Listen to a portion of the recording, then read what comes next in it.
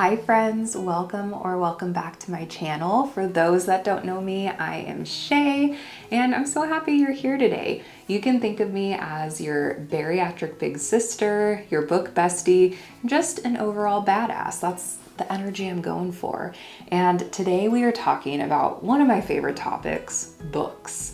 I am so excited for this video. I'm so excited to talk books. And I'm just excited you're here to listen. So to give a little bit of context, I have attention deficit disorder or ADD. Many people also have ADHD.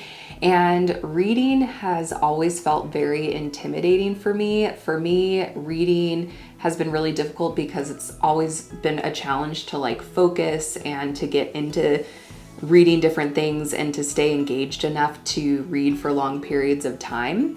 I recently rediscovered reading in more of a fun way about a few years ago, and I have just been loving it. I went to school for my master's degree and did undergrad work, and I just realized like reading things that I'm not interested in is just so much harder than reading fun things. And so I've read a ton of different genres when it's come to fiction. I still haven't even scratched the surface, but what I thought would be helpful is sharing my top book picks based on what you're in the mood for, because I am definitely more of a mood reader, at least in this phase of my reading journey. But it was really overwhelming when I decided that I wanted to start reading. I didn't know where to start. I didn't know what I was interested in. It just was like, I don't even know where to go. So if you're in a place where you don't know where to start, you're in the right place, because we're going to go through some different mood reads and book recommendations based on maybe being a new reader, or maybe you're in a slump, or maybe it's just been a while since you've read. We're going to talk about some of my recommendations. So the first book that I credit to putting me back in the reading industry, the reading world, is Verity by Colleen Hoover. And I feel like this was just a really great book that made me go, okay, I actually enjoy reading. And have I read better books since then? Yes, but I feel like it was a really great first book to get reintroduced into reading because it kind of touches on a lot of different genres. It's primarily a psychological thriller, so there's definitely some like intense scenes, like mystery. Still to this day, it's the only book that's actually given me a jump scare, which is kind of fun.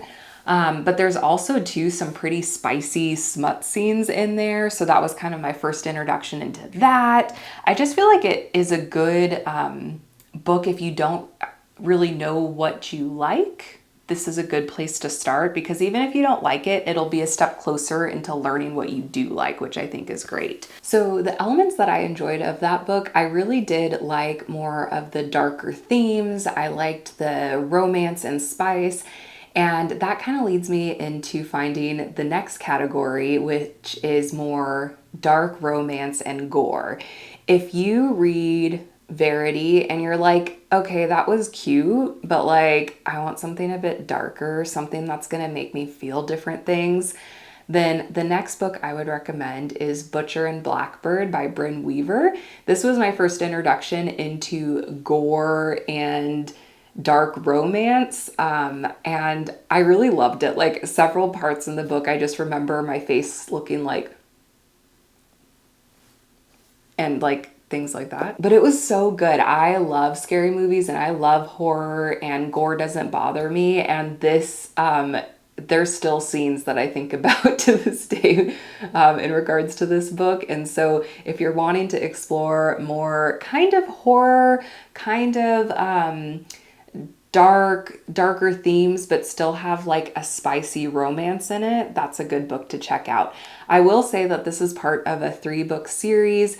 I read the second book and didn't enjoy it that much, and I didn't actually DNF to the third book. I did not finish the third book.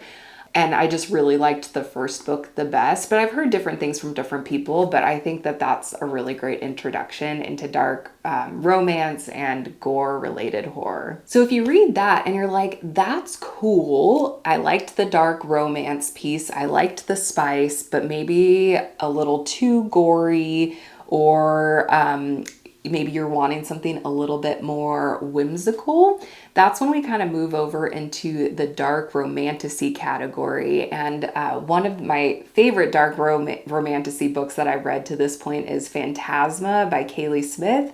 This one is super fun. It very much gives like Haunted Mansion vibes.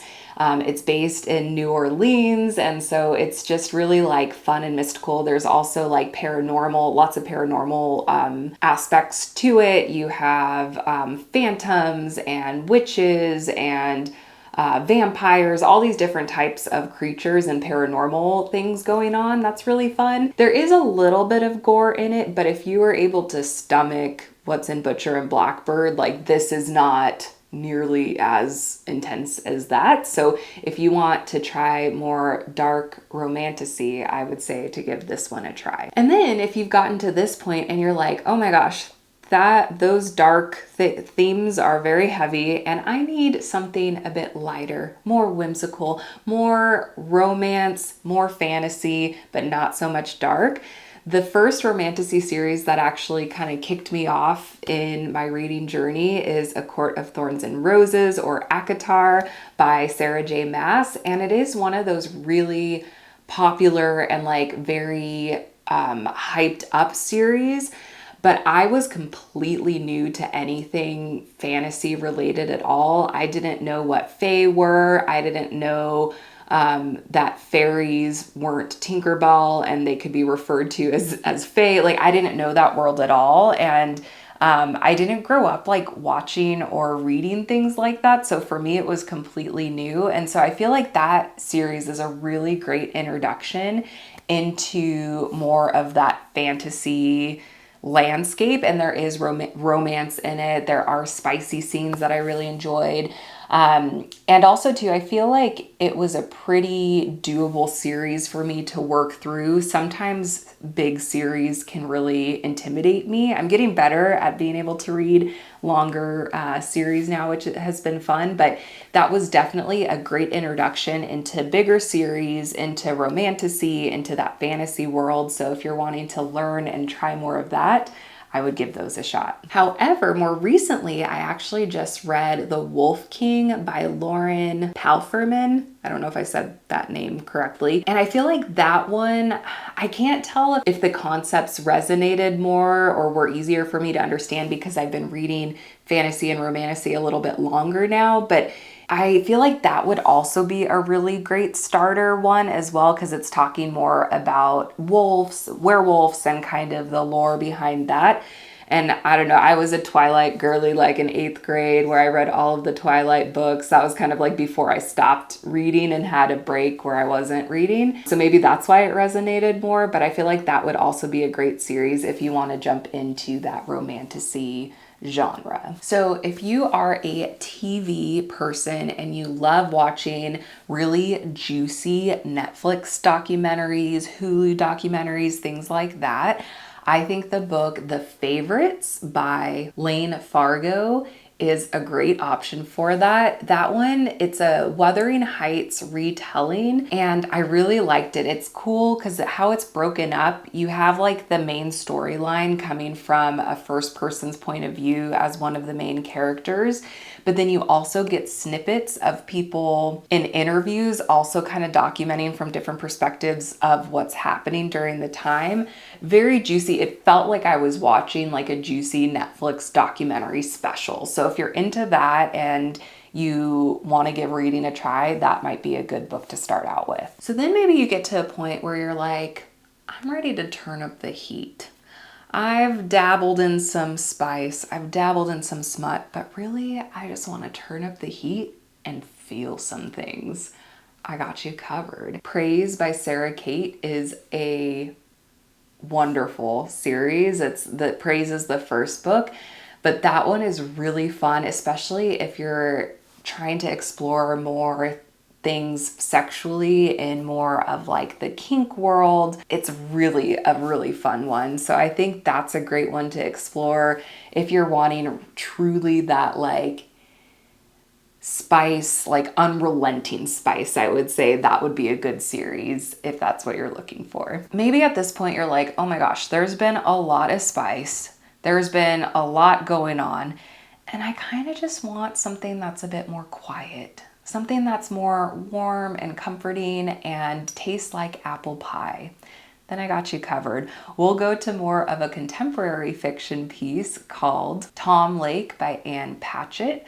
I could see if you weren't in the mood for this, it might come across like this book is like boring. So that's why I'm saying you have to be in a place where you're wanting something really like calm and comforting and something to just kind of like warm your heart. That's what this book will be. I highly recommend listening to it on audio because Meryl Streep is the narrator, and I think that's really what made the whole experience just like so good. So if you're wanting something that's just kind of more like about family and, like I said, just kind of like taking a bite of nice warm apple pie, that's totally what this book is going to be. So maybe after this book you're like, that was really nice, that was really comforting, and I'm kind of like in my emotions or in my feels now, and I really want to get in touch and feel something. Then I would recommend going over to Isaac's Song by Daniel Black. This is actually the second book of an interconnected series, but I actually still to this day have not read the first one, and I really, really need to, but I just, oh my gosh, this book just hit at the right time. I cried so much when I was reading it. It was so good. Just so many different things to uncover and explore. Lots of like generational trauma explored. And so if you're in a season of kind of like self-reflection, maybe you just started therapy and you're just kind of looking for somebody to relate to, this would be a really good book to explore. So after that emotional wreck of a time, then maybe you're like, okay, let's dive into fantasy a little bit more. Let's explore that. I'm kind of not ready for all that spice. I got a lot of spice already. That's not really what I'm looking for. Then we will go to Tailored Realities by Brandon Sanderson. Brandon Sanderson is like the most prolific, well-known fantasy writers, and a lot of his series I have not started yet because they still are pretty intimidating to me, where there's just so much world building, so much going on. The thing I loved about Tailored Realities is it's a bunch of short stories that he's written, and it's just so much more consumable and less intimidating. It is more like sci-fi fantasy, and I feel like it was just a great way to kind of taste that world a little bit more, but in a much more doable way. So that book was really, really fun. So maybe that kind of whetted your palate. Is that the right way? Whet your palate?